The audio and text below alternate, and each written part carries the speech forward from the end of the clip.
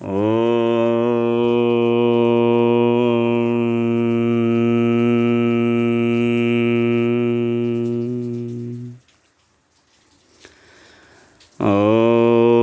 नमो भगवते वासुदेवाय।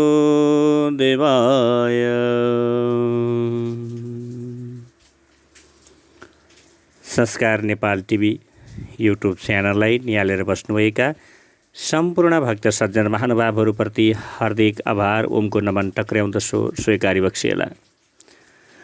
देश तथा विदेशबाट विभिन्न देशहरूबाट र देशका विभिन्न जिल्लाहरूबाट निहाल्दै गर्नुभएका सम्पूर्ण नवोदित तथा नियमित दर्शकवृन्दहरूमा श्रीमद्भागवत महापुराण अमृत रूपी गङ्गा प्रवाहित गर्दै जाने क्रममा आज यहाँहरूले घरमै बसी बसी श्रीमद्भागवत महापुराणको कथालाई प्रत्येक अध्याय कति नछोडिकन सबै श्रवण गराउने, यहाँहरूलाई श्रवण गराउने जो मेरो प्रतिबद्धता थियो म त्यसमा लागिराखेको छु।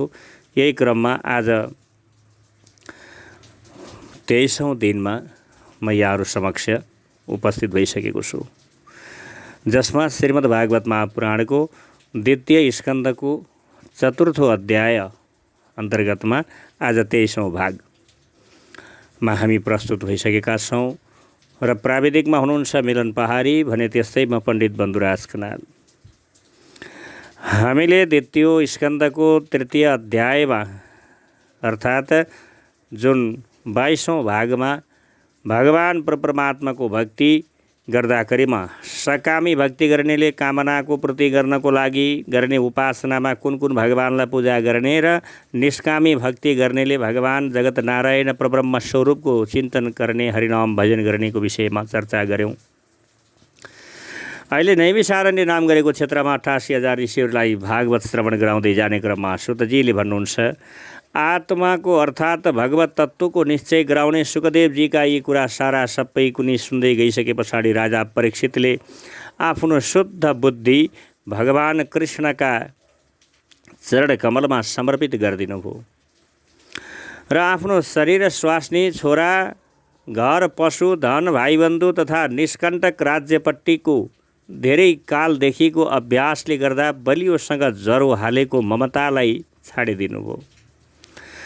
यस पछाडि हे मुनिश्रेष्ठ, महामनस्वी परीक्षितले आफ्नो मृत्युको निश्चय समय थाहा पाएको हुनाले धर्म अर्थ कामसित सम्बन्ध हुने जति कर्म छन् तिनलाई पनि छाडिदिनुभयो अनि वासुदेव भगवानमा सदृढ आत्मभाव प्राप्त गरी अत्यन्त श्रद्धासँग कृष्ण भगवानको महिमा सुन्नलाई सुखदेवजीसित तपाईहरूले अहिले मलाई सोध्नुभएको हरिलीला सम्बन्धीको प्रश्न सोध्नुभयो।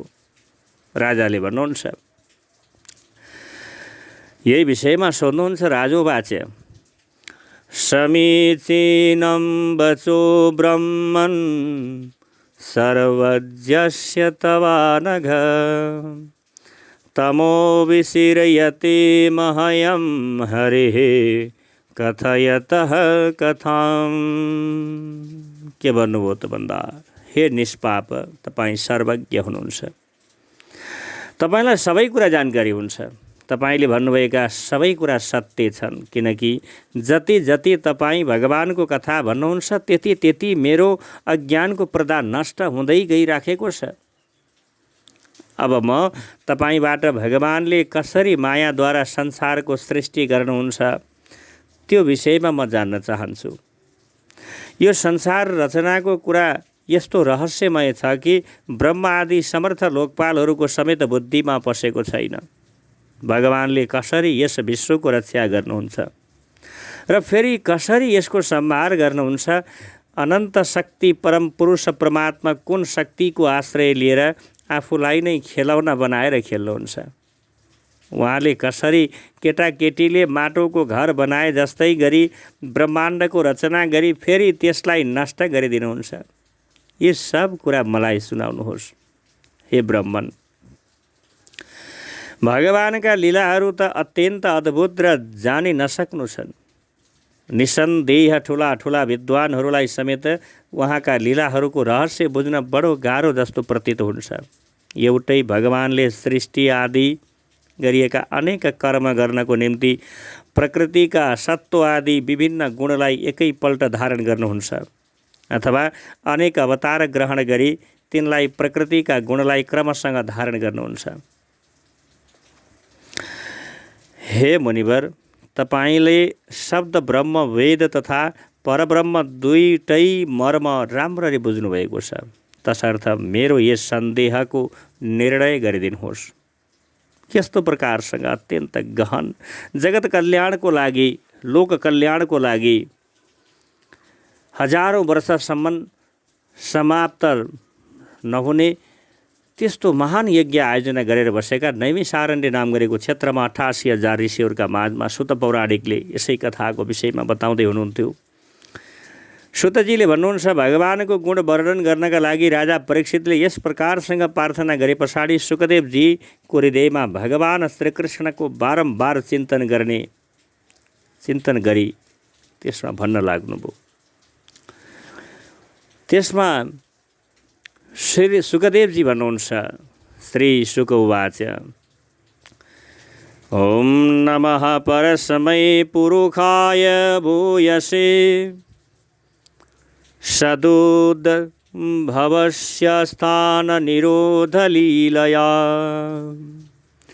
गिरीहित शक्ति त्रितयाय देहिनाम् अन्तर्भवायम् अनुपलक्ष्य वर्वर्त्मने।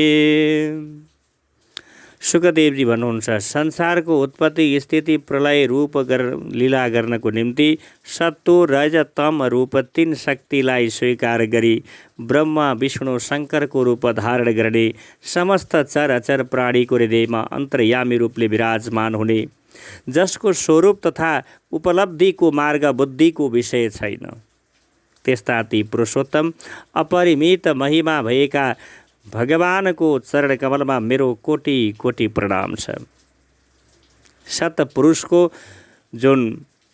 सतपुरुषहरू साधुहरूको दुःख हटाएर उनलाई प्रेमको दान गर्ने, आत्म पुरुषहरूको सांसारिक उन्नति रोक्ने जो असत पुरुषहरू छन्, ती असत पुरुषहरूको सांसारिक उन्नतिलाई रोकिदिने, परमहंस आश्रममा रहेकाहरूलाई उनीहरूले इच्छा गरेको ब्रह्म ज्ञान दिने, समस्त चर अचर प्राणी नै जगत जसका मूर्ति हुन्, यस्ता भगवानलाई म बारम्बार नमस्कार गर्दछु।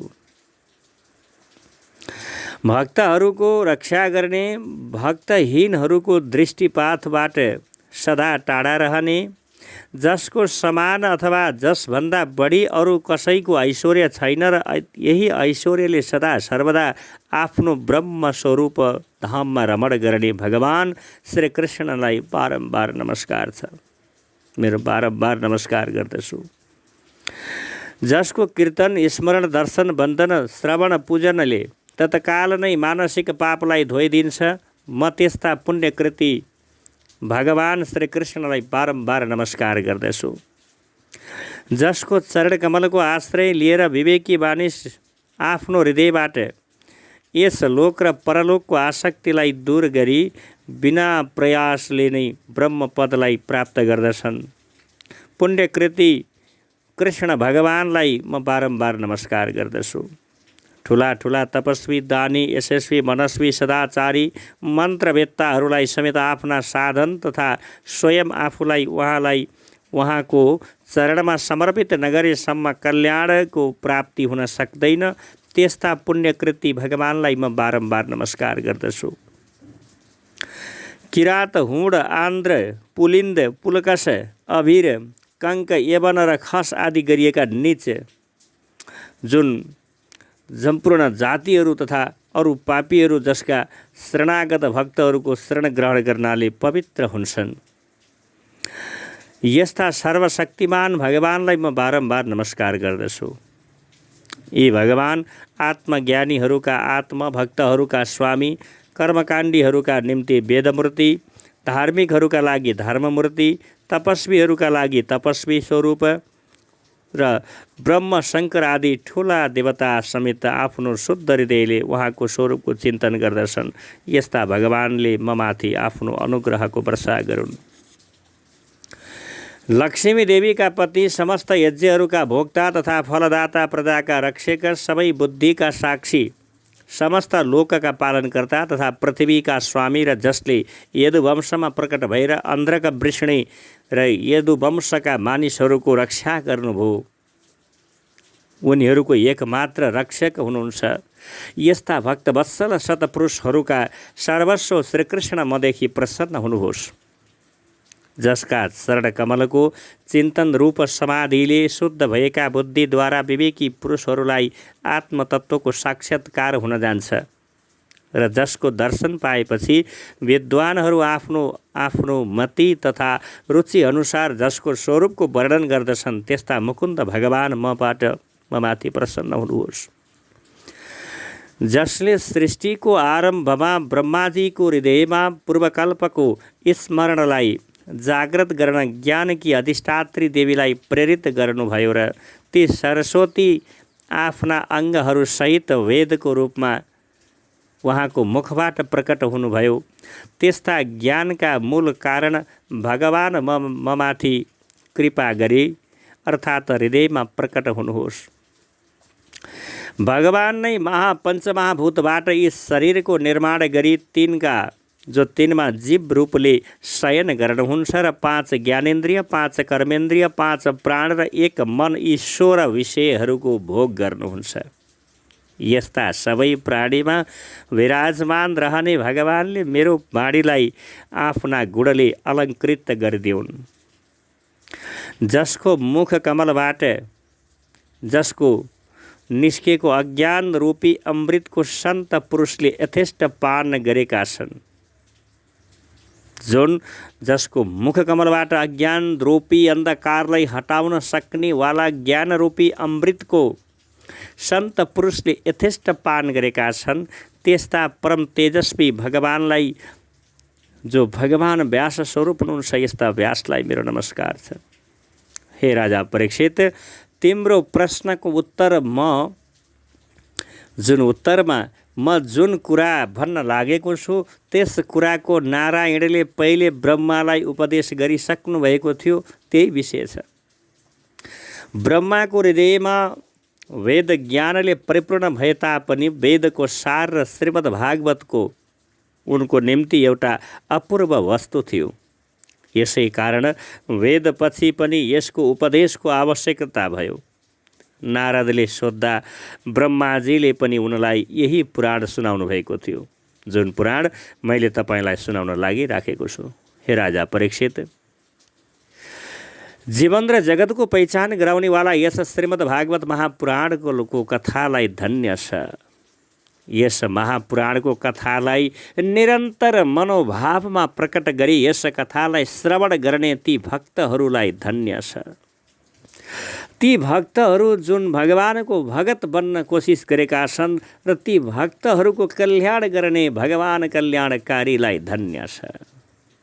धन्य छ यो जगत लीला, धन्य छ भगवानको लीला भन्दै शुद्ध पौराणिक मुनिले नैमिषारण्य नाम गरेको क्षेत्रमा 88,000 ऋषिहरूलाई यसै कथाको प्रकाश र राजा परीक्षितलाई सुखदेव स्वामीले यसरी बताउँदै हुनुहुन्थ्यो भन्ने सम्म कथालाई अहिले यस अध्यायबाट यहाँहरू माझबाट बिदा हुने बेला हुन लागेको छ। हामी फेरि 24औं भागमा यहाँहरू समक्ष प्रस्तुत हुनेछौँ भन्ने प्रतिबद्धताको साथमा अहिले भने यहाँहरू माझबाट बिदा हुने आज्ञा माग्दछौँ। हामीलाई बिदा दिनुहोस्। हरि ओम। पूर्णमदः पूर्णमिदं पूर्णात् पूर्णम् उदच्यते पूर्णस्य पूर्णमादाय पूर्णमेवावशिष्यते। ओम शान्तिः शान्तिः शान्तिः।